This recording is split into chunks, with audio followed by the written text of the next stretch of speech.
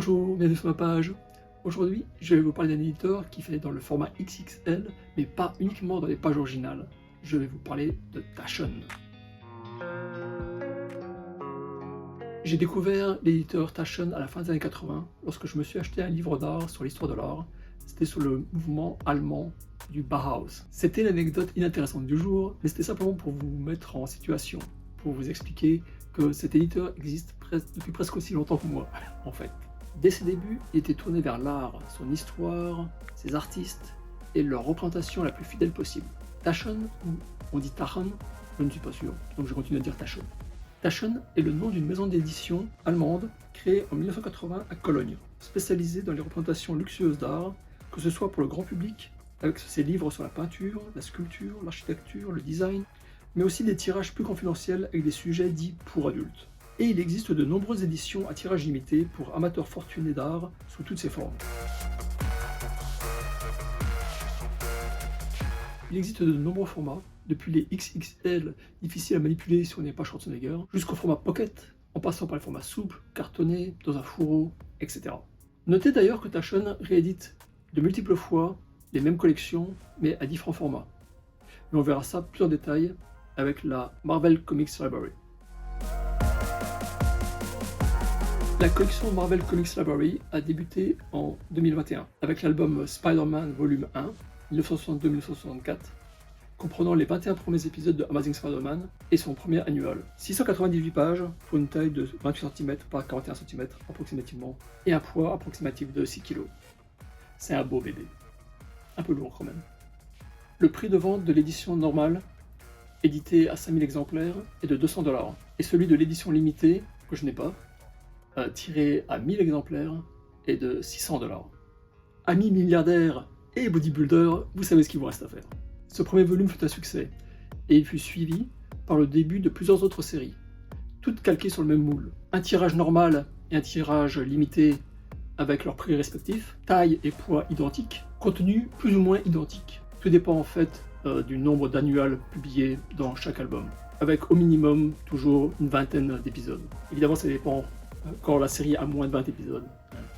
Je fais cette vidéo en janvier 2025 et actuellement il y a Spider-Man volume 1 1962-1964, Spider-Man volume 2 1965-1966, Avengers volume 1 1963-1965, Avengers volume 2 1965-1967, Fantastic Four volume 1 1961-1963, X-Men volume 1 1963-1966, Silver Surfer volume 1 1968-1970, et pour mai 2025, on annonce la sortie de Hulk volume 1 1962-1966. Qui fait tout l'intérêt de ces éditions, à mes yeux, c'est que Taschen nous propose de lire des comics imprimés comme auraient dû l'être les comics d'une part, et à une taille rappelant nos souvenirs d'enfance d'autre part. La nostalgie est grande avec cette collection. Explication. Plutôt que de refaire uniquement la mise en couleur comme c'est souvent le cas lors des réimpressions, Taschen a utilisé des comics fournis par CGC. Vous savez, ceux qui mettent une note aux comics en les enfermant dans des coques en plastique extra dur. On a fait des photos à une super haute qualité et les a ensuite retouchées pour effacer les imperfections générées par le système d'impression de l'époque. Cela inclut améliorer et harmoniser la densité de la couleur et le respect des couleurs, et la correction des pleins et des déliés générés par le système d'impression de l'époque, qui avait tendance à baver. Donc un meilleur respect des couleurs d'origine et de leur impression. Mais ce n'est que le second aspect du travail de restauration. Le premier concerne le papier utilisé. Chaque livre pèse 6 kg, ce qui est énorme, car les pages intérieures du comics sont imprimées sur une sorte de carton léger, reproduisant à merveille le sentiment de tourner des pages en papier pelure comme était le papier utilisé de l'époque. Et de plus, les 4 pages de couverture sont, elles, imprimées sur un papier brillant, dit couché, reproduisant là aussi le papier de meilleure qualité utilisé par les comics de l'époque. On a vraiment l'impression d'ouvrir un comics et d'en tourner les pages avec le papier utilisé par Taschen. Il manque juste les pages de pub, intercalées entre les pages de comics, et l'illusion serait parfaite.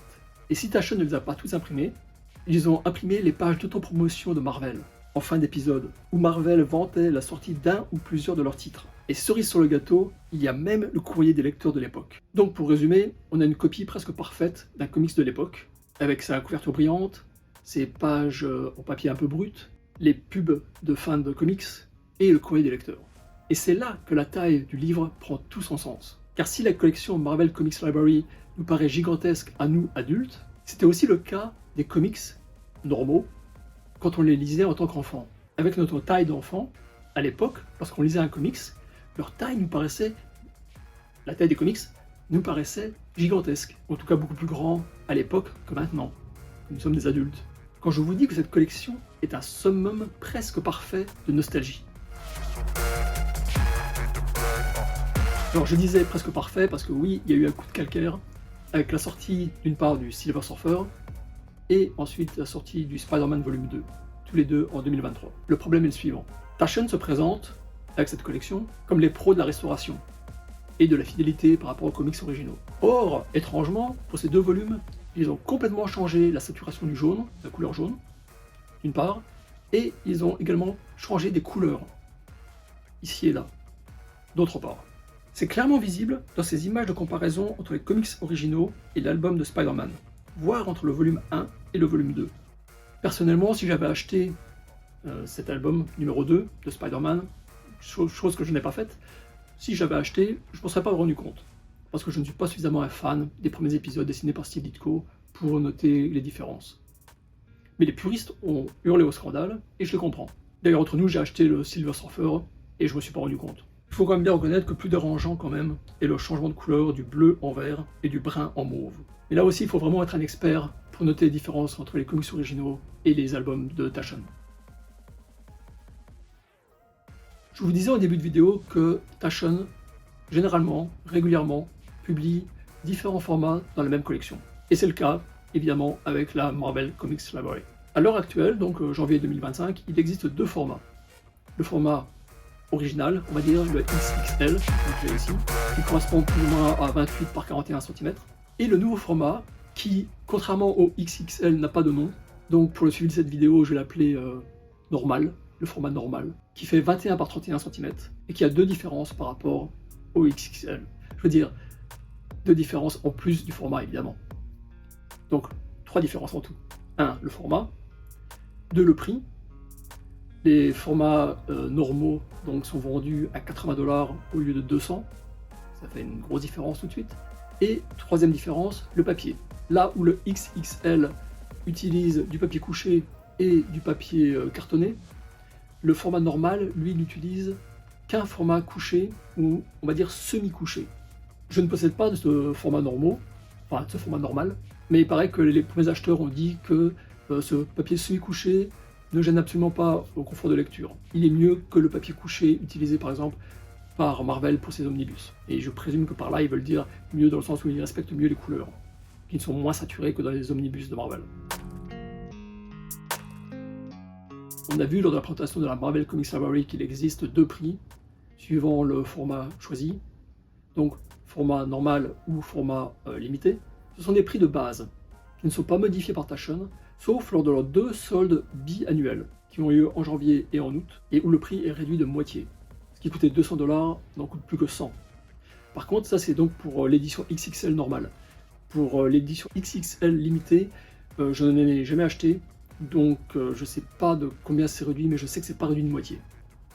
Notez également que les XXL normaux ont leur prix réduit l'année suivante, l'année d'après la sortie, pas la même année. Donc c'est pas parce qu'ils vont sortir, on va dire le Hulk au mois de mai 2025, qu'en août, le Hulk va être à moitié prix. Non, non, non. Il sera seulement à moitié prix en janvier 2026 ou en août 2026. J'aime beaucoup cette collection. C'est un vrai plaisir de pouvoir lire les comics de mon enfance à cette taille. J'adore aussi le boîtier en carton que Taschen a copié de IDW. Mais là où IDW se contente de reproduire ici donc l'image de l'artiste édition, Taschen utilise l'ensemble du carton pour reproduire la couverture. Et non seulement donc il reproduit la couverture, mais il y a la tranche, le dos, l'autre tranche. Bref, c'est du très beau travail. Par contre, la première fois que j'ai reçu un album comme ça commandé chez Taschen, il est arrivé sous cette forme.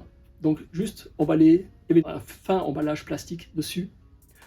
Ça m'a fait un choc, quoi. Je me suis dit, oula, je pensais que c'était comme donc IDW, que ce carton serait à l'intérieur d'un autre carton. Non, non, ils s'en servent vraiment comme d'une protection du comics. Donc j'adore ces cartons, j'adore la taille, et justement la taille, il faut bien avouer, plus je vieillis, plus ma vue baisse, et donc plus j'ai besoin de lire à une grande taille. Bien évidemment, le revers de la médaille, c'est que ces bouquins sont énormes, ils pèsent un poids monstrueux, et il est hors de question de pouvoir les feuilleter dans son lit le soir. Je remarque d'ailleurs que tous les éditeurs essayent de pousser vers les acheteurs, vers les clients, des livres de grande taille. Marvel a ses galeries éditions, DC ses Absolutes, IDW ses artistes éditions, et maintenant donc Taschen propose ses Marvel Comics Library. Et d'ailleurs, il semble que les Marvel Comics Library marchent très bien, parce que Taschen vient juste d'annoncer qu'ils vont lancer une EC Comics Library, qui sera calquée sur le même modèle que les Marvel Comics Library, et reproduisant donc les EC Comics. Cette courte vidéo s'achève, j'espère vous avoir fait découvrir une collection de comics que vous ne connaissiez pas. Collection de comics qui s'adresse aux plus nostalgiques d'entre nous et aux plus costauds d'entre nous. Je vous laisse avec la recommandation habituelle. Merci de soutenir mon travail avec un pouce bleu, de vous abonner, de partager les vidéos, de la commenter. Retrouvez-moi sur les réseaux sociaux. Marvel Comics Library, non. Instagram, Facebook. Retrouvez-moi également sur l'onglet communauté de la page YouTube. Lisez plein de reproductions de comics originaux dans des comics très très lourds. Et je vous dis à très bientôt. Ciao ciao.